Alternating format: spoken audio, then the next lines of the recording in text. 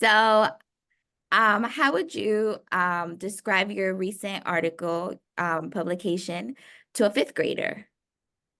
Yeah, that's a great question. My article is about the ways that human relationships are shaped by communication. So if you think about it, all of our social lives are really lived through the relationships we have with other people. So we're sons and daughters, we're mothers and fathers, but we're also sort of workers and managers, teachers and students, and all those relationships have different kinds of ways that they're communicated. So, for example, if you think about if you get in an argument with your mother or something, and you start to yell, or someone starts to yell, one way that often, and I'm sure lots of people will have experienced this, one way that often happens is your mother or father will say, "Don't raise your voice at me." And what that is a way to control the kind of communicative experience that that social relationship is lived through. So you can see all the ways that that works, right?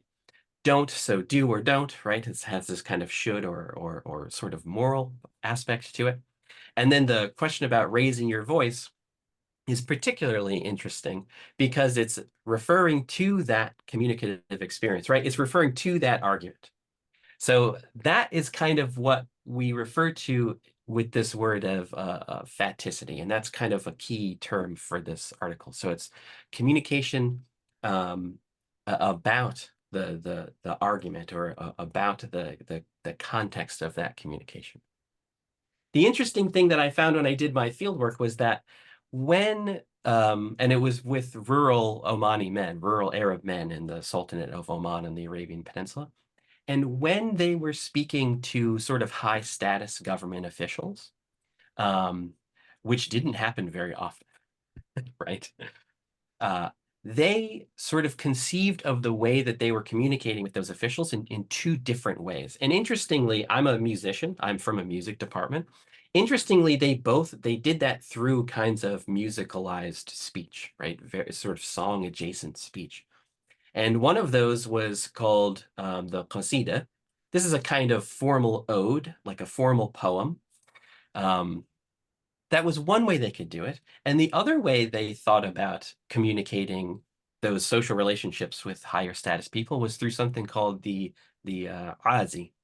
And Azi is a kind of a way of singing a poem that just because you're choosing to sing the poem that way, everyone involved, the hearers, the people who put the poem together, the people who are performing the poem, everyone kind of understands the social relationship in a slightly different way because of it. So when people sing qasida or recite qasida, everyone kind of expects that the person who's reciting is requesting something or kind of making a point or making a very sort of sly criticism, or is complimenting the person to whom the poem is addressed.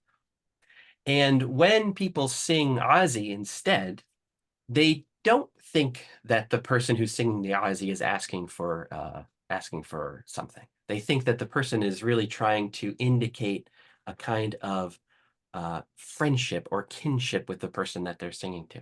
So there's these two different ways that you can control that communication with higher status people in Oman, in Arab Oman.